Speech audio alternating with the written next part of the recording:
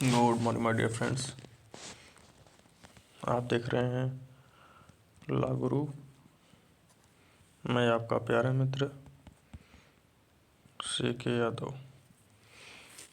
आप सबके लिए लेकर आया हूँ आज का चैप्टर्स जिसका नाम है मेंस रिया। आप सभी जानते हैं कि मेंस रिया का मतलब क्या होता है। What is the meaning of mens रिया। तो मेंस रिया जो होता है बेटा, वह सीधा सा सिर्फ किसी व्यक्ति के द्वारा किया गया इंटेंशन होता है। उसके इंटेंशन पर डिपेंड करता है कि वह किस तरीके का काम कर रहा है। मेंस रिया और एक्टस रिया लाइक दैट, कोई व्यक्ति हो गया, वह आपसे पैसे छीनना चाहता है और उस पैसे छीनने के चक्कर में आपको डेथ कर देता है, किल कर देता है। तो वहाँ कहीं ना कहीं जो कार्य है वह आपको हार्म पहुँचाना तो था उसका माइंड, लेकिन फिर भी यदि आपकी मृत्यु हो जाती है तो इस दशा में उसके ऊपर मेंस रिया लगेगी कि by the pressure of mens Riya he had done this act. तो चलिए देखते हैं मेंस रिया में क्या क्या इम्पोर्टेंट होता है किसी भी एक्टर्स के लिए। तो सबसे पहला है कि मेंस रिया होने के लिए इंटेंशन होना चाहिए। इंटेंशन किस तरीके का? Define as the purpose of designs with which an act is done. मतलब यह डिफाइन करता है कि किस तरीके का आपका वह कार्य किया गया। इंटेंशन इंडिकेट्स, इंटेंशन आपको बताता है कि पोजीशन ऑफ माइंड, कि आपकी पोजीशन ऑफ माइंड क्या है, मतलब आप क्या सोचते हैं सामने वाले के बारे में। Condition of summons eight particular time of commissions of offence, या आप किस तरीके का ऑफेंस को लेकर के ये सब चीज़ें कमीशन कर रहे हैं। And also will be accused to see effect of his unlawful conduct, और आपके इस अनलॉफुल कंडक्ट का मेजर थिंग क्या है। जैसे कि मान लीजिए कोई ए बंदा है, ठीक है, कोई ए बंदा है और उसने बी के खाने में उसे मारने के लिए इंटेंशन में क्या किया, फूड में कुछ मिला दिया और वो उसे खाने की जगह सी खा गया और सी की मृत्यु हो गई। तो इसमें आप समझ रहे हैं ना कि इंटेंशन था किसका, ए का बी को मारने का, लेकिन मर कौन गया, सी मर गया। वही आपका दिया है फॉर एग्जांपल के लिए, जरा देखिए। फॉर एग्जांपल जरा देखते हैं। A poisons of the foods which B was suppose to eat. मानिए कि बी के लिए एक पॉइजन फूड रखा गया है टू इट, खाने के लिए, and with the intention of killing B C it's that, और बी की जगह कौन खा जाता है, सी खा जाता है food instead of B and is killed, और वो खाने के बाद मर भी जाता है। A is liable for killing C although A never intention it. A इसके लिए भी लाइबल होगा कि उसने सी को मारा, भले ही उसका इंटेंशन हो या ना हो, क्योंकि इसका इंटेंशन हार्म पहुंचाना था। हार्म मतलब होता है किसी तरीके से किसी का ऑफेंस करना। तो यदि किसी का इंटेंशन होगा हार्म पहुंचाना तो भी क्या होगा, वो मेंस रिया होगा। सेकंड है नेग्लिजेंस। नेग्लिजेंस क्या है, इज नॉट टेकिंग केयर। यह नेग्लिजेंस जो होता है मेंस रिया का, नॉट टेकिंग केयर मतलब होता है किसी को अच्छा, किसी के बारे में अच्छा ना सोचना है, अच्छा ना करना। And there is duty to take care, और सभी की ड्यूटी होती है भाई टेक केयर करने की, किसी कोई हार्म ना हो। एंड नेग्लिजेंस और carelessness indicates a state of mind. Negligence और केयरलेस आपका स्टेट ऑफ माइंड को बताता है where there is absence of desires to cause a particular consequence, कि आप किस तरीके से वहाँ पार्टिकुलर कॉन्क्वेस्ट करते हैं अपने डिजायर को लेकर के। तो मिला करके सबको यही समझना है कि नेग्लिजेंस भी एक तरीके का अपराध है।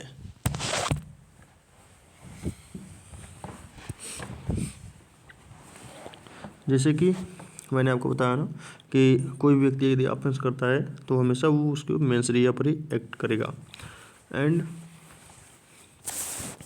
The standards of cares established by law is that of responsible man in identical circumstances। उसके established by law के थ्रू पता चलेगा कि उसका रीजनेबल इंटेंसिकल क्या है, किस परिस्थिति में उसने ऐसा किया।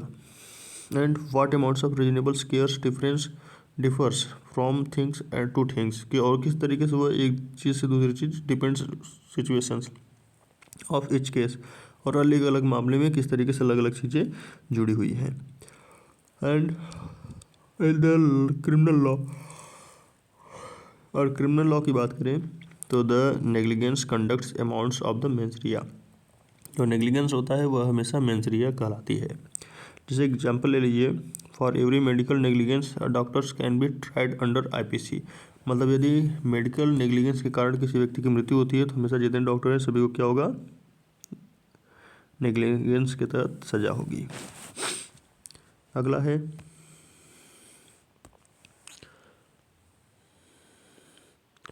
recklessness.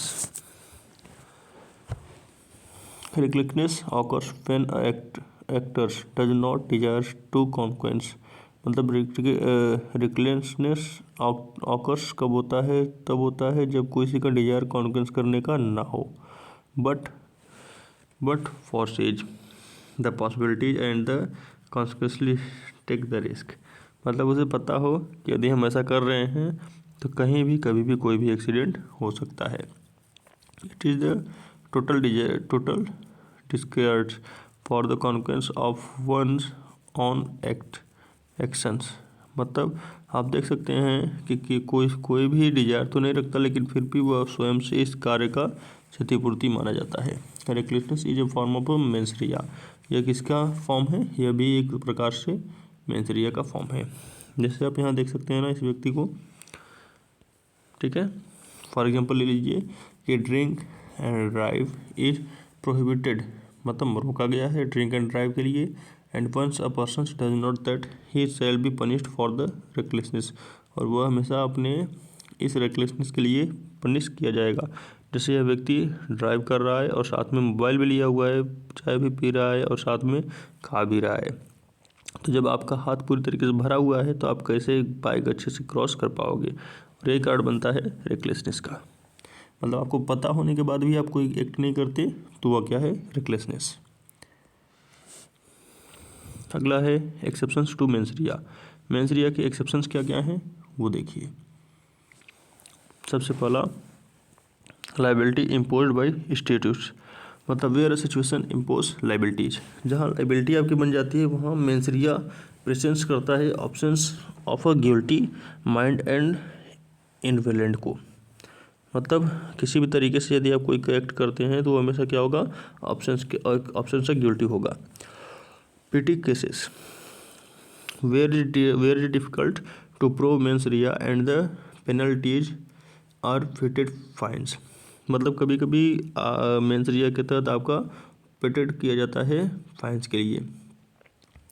इन सच पेटी केसेज, और कुछ ऐसे केसेज में speedy disposals of cases is necessary and the provings of mens rea is not easy, मतलब बहुत से केसों में मेंस रिया को लागू करना बहुत ही कठिन हो जाता है, but N accused may be find even without any proof of mens रिया, मतलब यदि किसी प्रकार का मेंस रिया का प्रूफ नहीं हो रहा है तो भी आपका वहाँ कहीं ना कहीं कारण बनेगा किसी न किसी पेटी केसेस के लिए। पब्लिक इंटरेस्ट, जैसे in the interest of the public safety strings liabilities is imposed and वेदर्स a persons causes public nuisance with a guilty minds or without guilty minds he is punished, मतलब यदि कोई व्यक्ति public nuisance करता है और उसे पता है कि वह गलत है या नहीं, उसे पता हो या ना हो, लेकिन फिर भी वह गलत होगा क्योंकि किसी प्रकार का ऑफेंस करना आपका कानून अपराध है। नेक्स्ट इग्नोरेंस ऑफ लॉ, ये यूँ कहें कि किसी प्रकार से कोई व्यक्ति इग्नोरेंस ऑफ लॉ करता है, मतलब लॉ को इग्नोर करता है, तो भी वो क्या होगा, वहाँ लाइबल होगा किसी प्रकार से पनिश के लिए। तो चलिए आगे देखते हैं। ये था मेंस रिया, अब आगे देखेंगे हम लोग एक्टस रिया कि एक्टस रिया क्या है।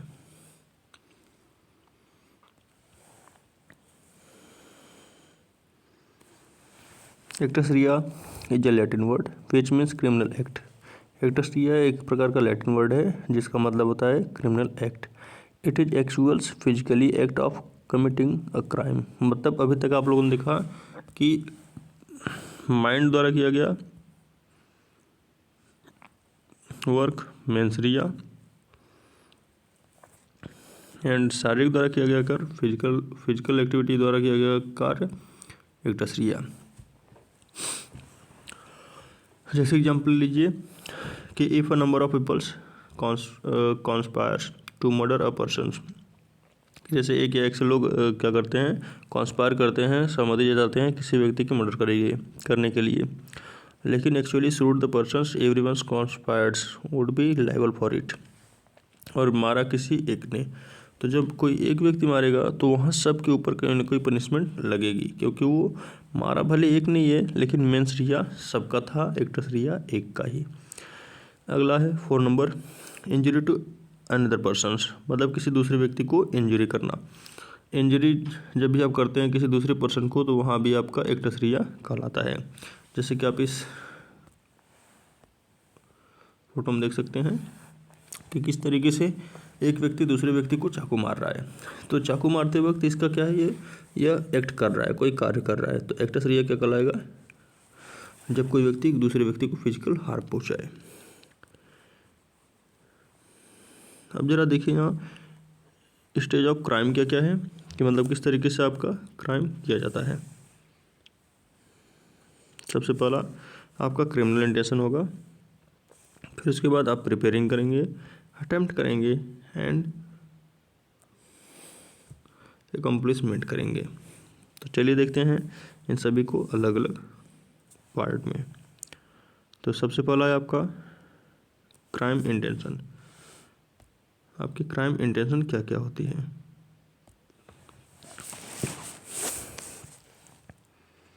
वीडियो ज़्यादा लंबा हो जा रहा है, चलिए इसको क्राइम इंटेंशन वगैरह को हम कल देखेंगे, ठीक है। तो आज के लिए इतना ही। आप अगर मेरे चैनल पर नए हैं तो लाइक करें, शेयर करें और ज़्यादा से ज़्यादा सब्सक्राइब करें और इसे इंडिया का नंबर 1 चैनल बनाएं।